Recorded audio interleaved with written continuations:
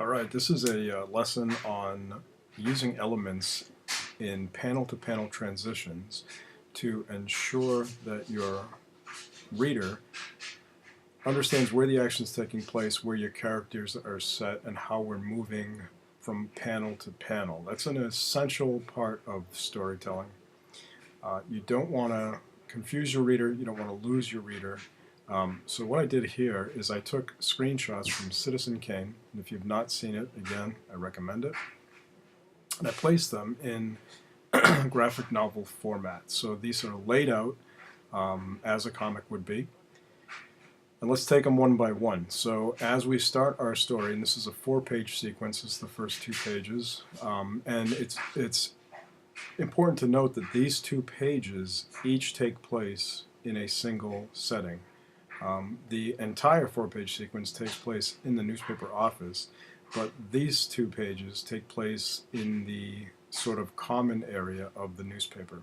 So with panel 1, we have Orson Welles' character walking into the city room, and we see there's a lot of elements here that we can take important note of, but we see by his body language and the lighting of this particular shot that this is not a character walking in some victorious manner. He hasn't just won an election, he hasn't just been anointed king.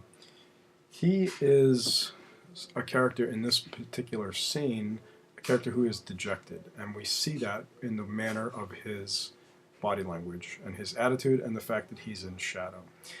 We also know that he's formally dressed. To set this scene up, this follows a part in the film where Welles has taken his mistress and set her up as an opera singer to the extent of opening an opera house, putting on the entire performance to show off her talent. And she has bombed phenomenally. She is a complete disaster. And he's walking into his paper now, understanding that if he's an honest newsman, if he's running a real paper, he's going to have to just tear apart her performance. He walks into the city room. There's some clever effects here. The backwards type on the door, the glass door, lets us know that he's walking into the room. And in case you can't read type backwards, the door being pushed open has the type in the correct manner. These balloons here pointing off panel, that's essentially voice off screen. So the other actors in this particular scene are not yet visible. But what this shows our reader is that Welles is walking into a room where people are already engaged in conversation.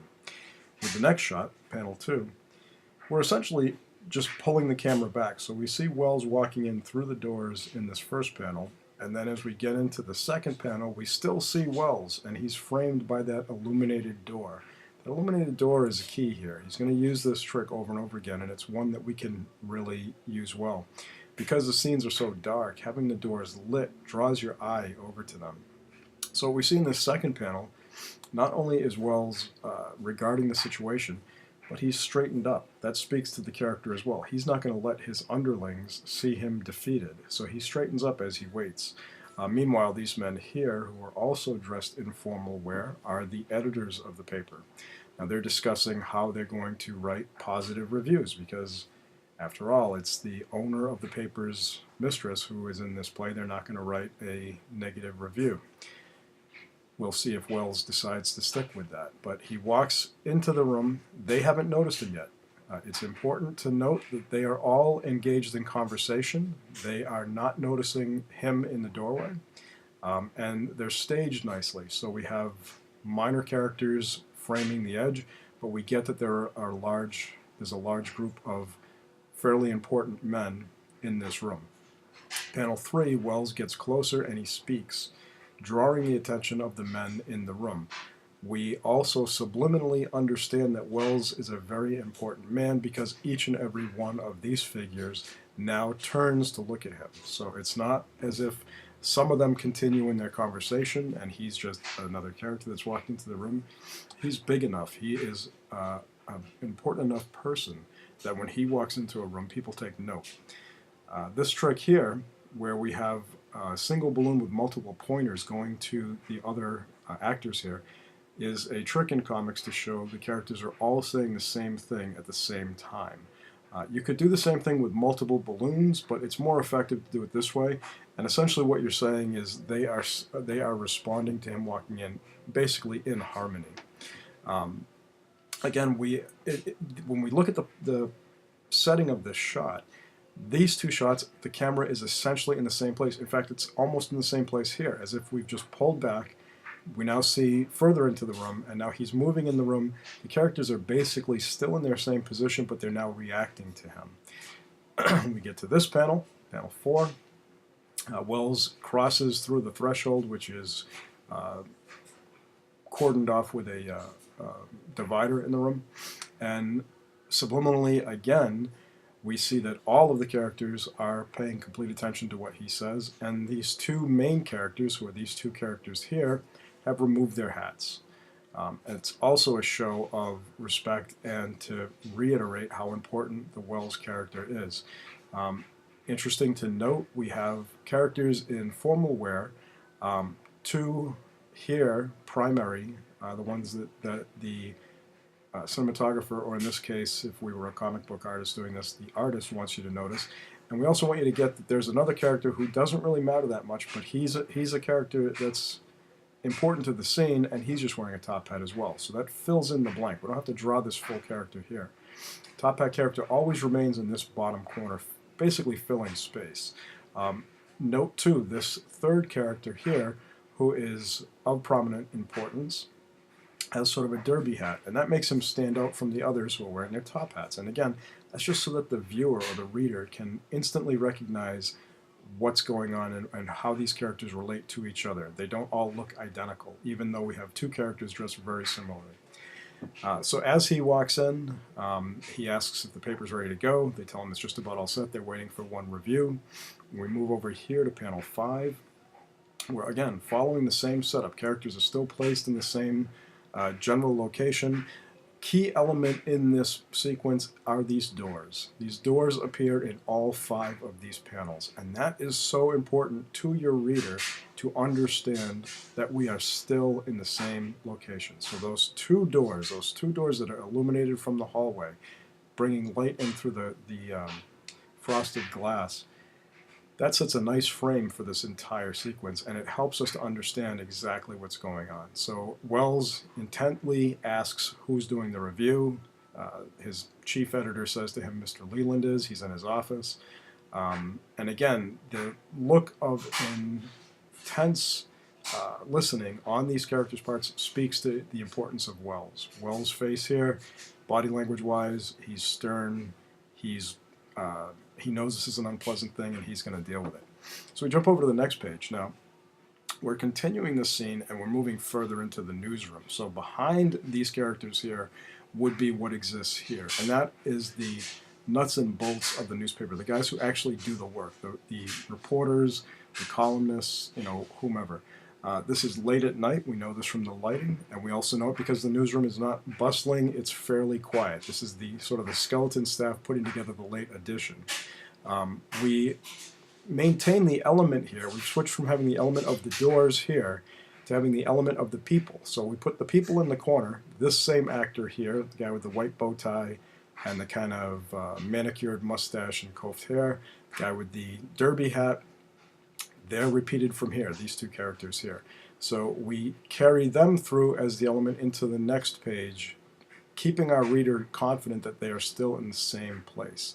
Wells walks towards another lit door. Again, he's using lit doors here as almost beacons for both the viewer and the characters.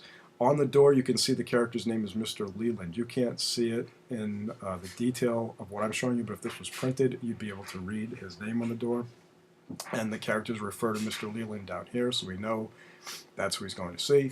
Wells begins to walk towards the office, and in the next panel, we have a basic repeat of these characters from here to here.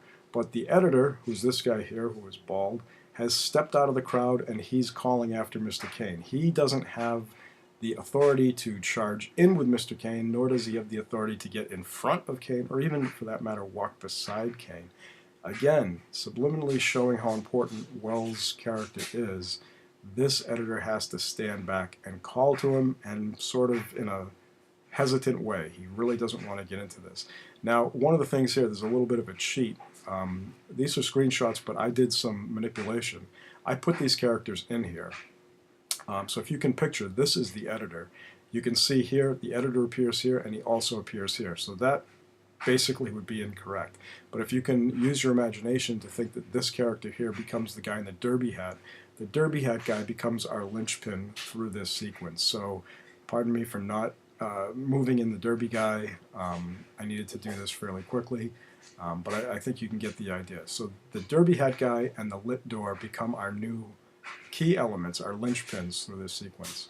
So he regards him as he walks into the office. We see Wells moving in. The editor turns back to Derby Hat and he says that Mr. Leland and Mr. Kane have not spoken in over 2 years. Then he excuses himself and he heads towards that same office door. Again, reusing the same shot. So essentially setting the camera and letting the action take place, but varying the degrees of angles, varying the close-ups, mixing it up a little bit, but not moving it too much. If you move it too much, you confuse your viewer. So this is very effective, and again, those key elements go such a long way towards taking us from one panel to the next. All right, as we go into the final 2 pages, we move from outside of Leland's office, and again, remember we have that lit door which has his name on it. We go to inside Leland's office, and once again, there's the door, there's Leland's name. The editor steps in through the door. He's still hesitant to fully come in. He's still calling after Orson Welles, whose character name is Kane. And we see the writer in question, Mr. Leland, is passed out on his typewriter. He has an empty glass and a half-drunk bottle of whiskey. Tells us it's been a tough night for this character. The editor steps further into the room. Again, shot and shot, essentially the same. We're still repeating the door. We still see elements of lit frosted glass, which helps us. We know from the previous page that there were these glass windows on the outside of the office before, so we get where we are. Now, for this sequence of 2 pages, we're going to wrap up the scene. The key frame element is going to be the liquor bottle. The liquor bottle is going to appear in virtually every panel throughout this sequence, and that's going to help us to establish or reestablish to the reader that the action takes place in this office. It also explains, so importantly, why this character is passed out. So the editor steps forward. He says, "Sir, I didn't know he'd gone back to drinking." And Kane responds with, "Read me what he has written."